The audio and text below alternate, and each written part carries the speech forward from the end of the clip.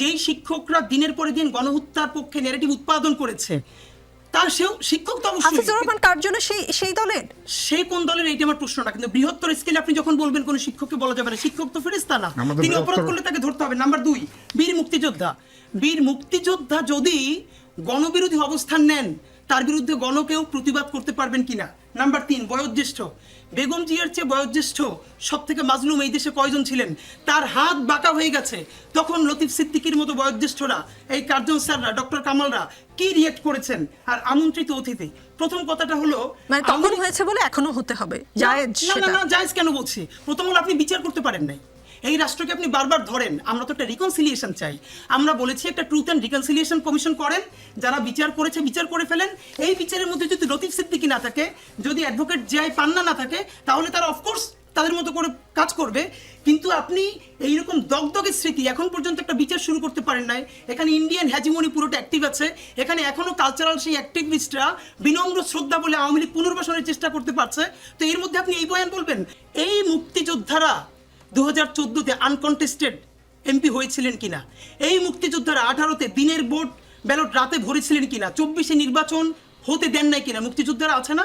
তাহলে তখন কি মিডিয়া ফ্রেমিং করেছে যে 154টা আসনে নির্বাচন ছাড়া, প্রতিদ্বন্দ্বিতা ছাড়া এমপি হলেন 50 জন বীর মুক্তিযোদ্ধা? দিনের ব্যালট রাতে ভরে ফেলেছেন অমুক আসনের বীর মুক্তিযোদ্ধা। নোয়াখালীতে আমার এক বোন ধানের শীষে ভোট দেওয়ার অপরাধে 3 সন্তানের জননী, তাকে ধর্ষণ করা হয়েছে, সেখানেও যিনি ছিলেন এমপি, বীর মুক্তিযোদ্ধা। যখনই কাউকে ধরা হচ্ছে তার অপরাধের জন্য, একটা ন্যূনতম প্রতিরোধ জনগণ করছে। এই করাটা কতটুকুন ঠিক না, এই আলোচনাটা চলবে। কিন্তু একজন ভোটচোর হিসেবে ধরা হচ্ছে ভোটচোরকে, কিন্তু ভোটচোর না বলে যখন ফ্রেমিং হচ্ছে, ধরা হচ্ছে বীর মুক্তিযোদ্ধাকে, এর মানে এটাকে দাঁড় করিয়ে দেওয়া হচ্ছে বীর মুক্তিযুদ্ধের বিরুদ্ধে। এটা কি মানে? কোথায় জুতো পরিয়েছে কিসের জন্য? সে ভোট চোর ছিল, এরপরে বহুদিন এলাকায় মানুষকে গুম খুনের সাথে জড়িত ছিল, হঠাৎ করে একটা দলের পুনর্বাসন নিয়ে আবার সে এলাকায় ঢুকেছে, মানুষ ধরে জুতোর মালা পরিয়ে দিয়েছে। এই পড়ানো ঠিক হয়েছে কি হয় না, এটা থানা বলবে, আমরা জিজ্ঞেস করবো। যে প্রশ্ন সেখানেই হাদি, থানা বলবে। হ্যাঁ, একজন বয়োবৃদ্ধ লোককে জুতার মালা গলায় পরানো যাবে না।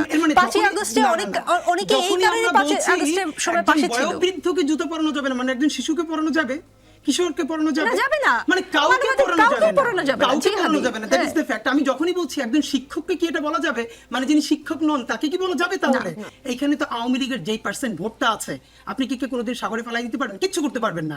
আমাদের প্রশ্নটা এখানে যে আপনি দ্রুত যদি মৌলিক বিচারটা করতে পারেন, পৃথিবীর অনেক দেশ ট্রুথ অ্যান্ড রিকনসিলিয়েশন করেছে না, আমরা বলেছি আপনি তওবা কমিশন করেন। যারা গুম করেছে, খুন করেছে, আয়নাঘর করেছে, হত্যা করেছে, ধর্ষণ করেছে, তাদের ডিরেক্ট যদি বিচার হয়ে যায়, তাহলে এই বিচারের মধ্যে যারা আসে না, তারা তো এমনিতেই অপরাধীর সাথে না। সুতরাং ফিলোসফিক্যালি আওয়ামী লীগ করা এইটা তো করে অপরাধী হতে পারে, অপরাধ হলো খুন করা, গুম করা।